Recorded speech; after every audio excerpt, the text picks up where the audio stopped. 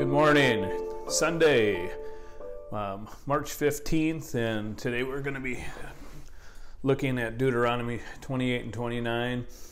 And as you're getting up this morning, again, we're holding service, and we just ask you to use your common sense as far as coming or not coming. We'll be on Facebook Live at 10:30. But you know, if you're not feeling well, if you're at one of those critical health issues, if you have some of those critical health issues, you know, stay home. But you know, we have plenty of room where we can spread out and be socially distant from each other, and that's kind of a reverse thing of how we want to see church. But as far as being safe, you know, I'm looking forward to being in God's house tomorrow and worship with you, either in person or on Facebook.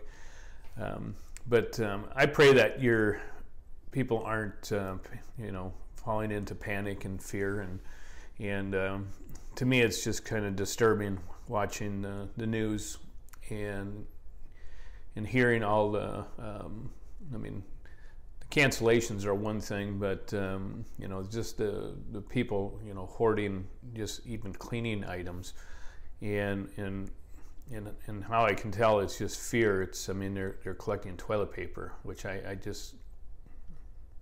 not sure what that's about, but you know, the fear of things, the fear of not having it or whatever it is.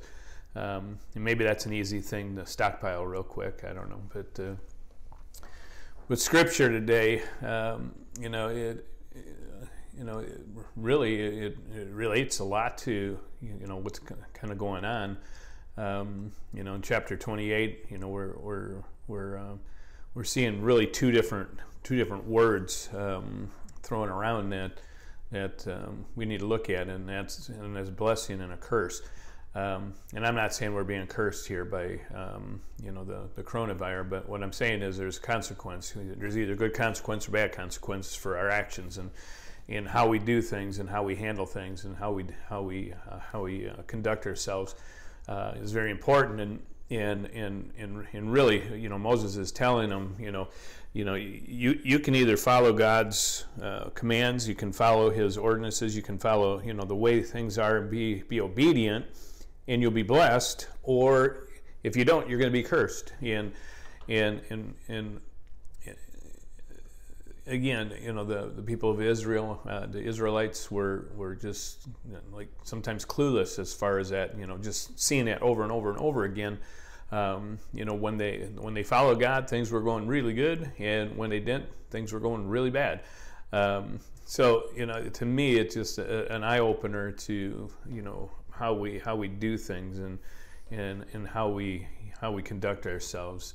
But really, this was, you know, this is just going to be the ruin of their nation if they continue to go against God, and they'll have great blessings if they follow Him. So, and again, it comes in many different areas of being blessed, and for me, it's just you know, really looking at what God did for us, you know, sending His Son for us, and following, you know, the new covenant, you know, in Jesus, and when we follow that, we're blessed, and when we don't, things don't go so good, and sometimes I think God just sits back and looks at us and shakes His head, and I know I shake my head, you know, at His people sometimes, and in myself, and it's like, why aren't you trusting Him more?